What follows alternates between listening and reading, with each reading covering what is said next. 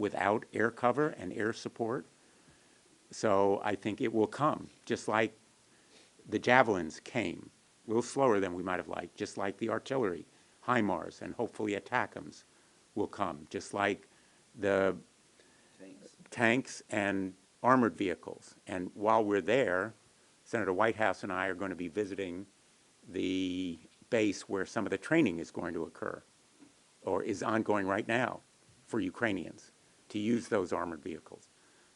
This is a fight that is part of who we are as Americans, and we have a stake in it, but I'm there to say to our European friends, you can count on us. I was just wondering, how does the United States coordinate actions like this with Ukraine? For instance, if this were to pass the Senate, would somebody from the United States call Ukraine and say, hey, this is what we just did, and this is how you can use it to your advantage? You know, I'll speak personally. I've made 3 visits to Ukraine in the last year. President Zelensky is very aware of what the United States Congress does. He was very tuned into the resolution that was passed asking that the administration declare Russia a state sponsor of terrorism. He tracks very closely what's happening in this country. Phone call to McConnell.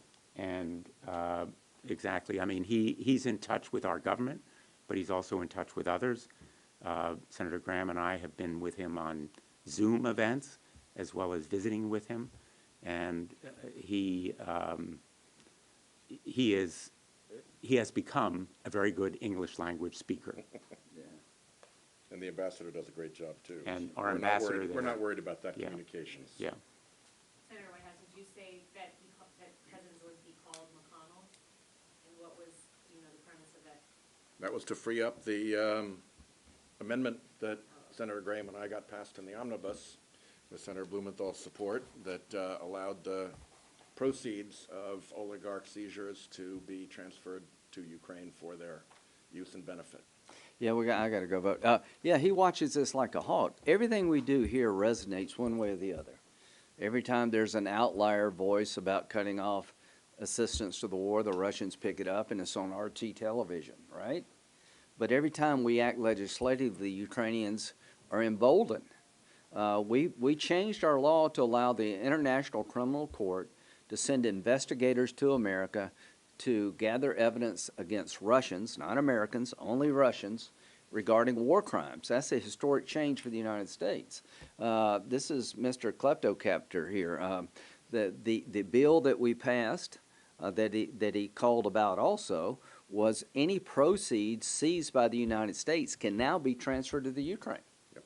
We did all this last time. I mean, the amount of legislative accomplishment in the last 6 months to change the tide of this war, I think, has been really monumental. And they follow it like a hawk. And if we pass this designation, that makes it harder for the Wagner Group to recruit. They become radioactive, more so than they are today.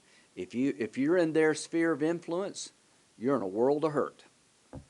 Perfect way to end. Thank you all.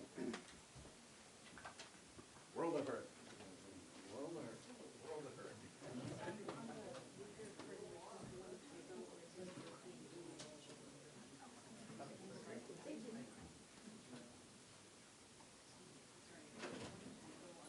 Oh, okay. Parliament, okay. I heard that. We'll talk about that. Thank you.